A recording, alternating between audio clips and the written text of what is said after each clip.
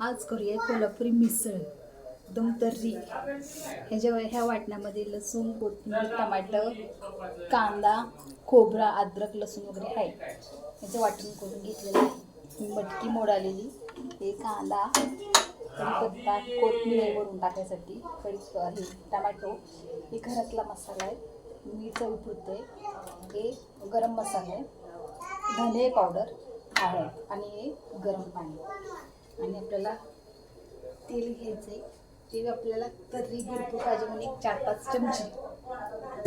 Cooker आधीच गरम करायला ठेवला होता मी. कुकर गरम झाला की त्याच्यामध्ये कढीपत्ता टाकू, जिरे मोहरी टाकली तरी चालेल, पण आपल्या आवडीनुसार. थोडंसं जास्त मोठं टाकलं.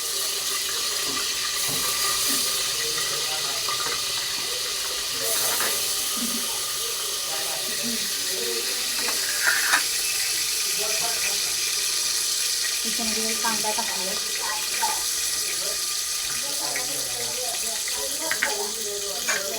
चांगलं हलवू आहे.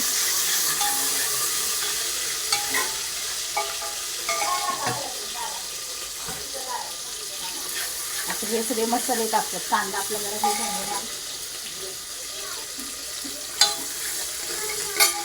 थोडासा ब्राऊन कांदा झाला आणि आपले टमाटर जर चांगले शिजले, कांदा वगैरे हे सगळे एकत्र घेऊन टाकायचे.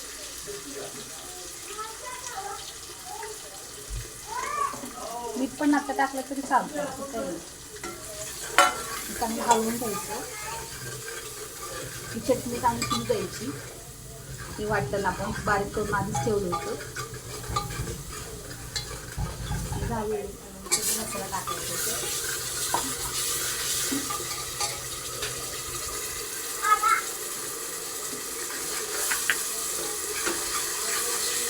चांगलं शिजलं त्याच्यामध्ये मोड आलेली मटकी टाकतो, एक वाटी. मिक्स करून घ्यायचं. आपण ह्याच्यामध्ये जरासे वाटणामध्ये भांड्यात जरासं गरम पाणी टाकतो, कारण थोडंसं वाटण आहे म्हणजे टाकलं. आणि जेवढे आपल्याला लागते तेवढी आमटी करून घेतली. आम्हाला लागते तेवढी पाणी ओतलं.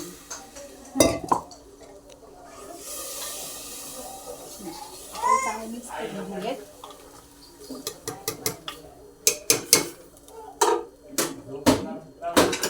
दोन शिट्ट्या होऊ दे.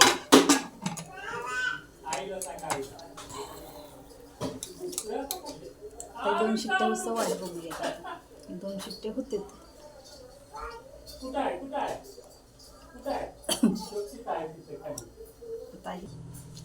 दोन शिट्ट्या करून घेतलेल्या आहे. मिसळ तयार झाली आहे. बघूयात. ही झाली आपली मिसळ तयार. वास खूपच छान येत आहे. आता आपण ह्या वाटीमध्ये फरसाण टाकून घेऊया.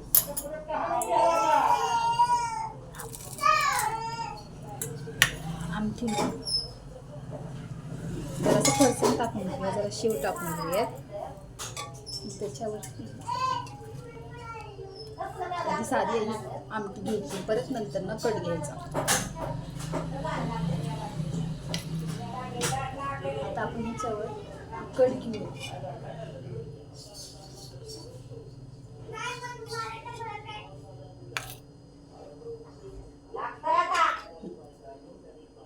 कट घेऊयात. मी कट घेतलाय.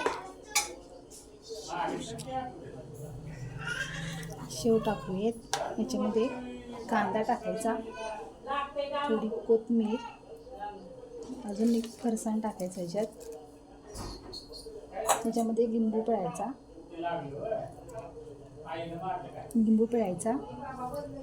हां, आणि त्याच्यामध्ये आपलं आवडतं दही घ्यायचं 2 चमचे.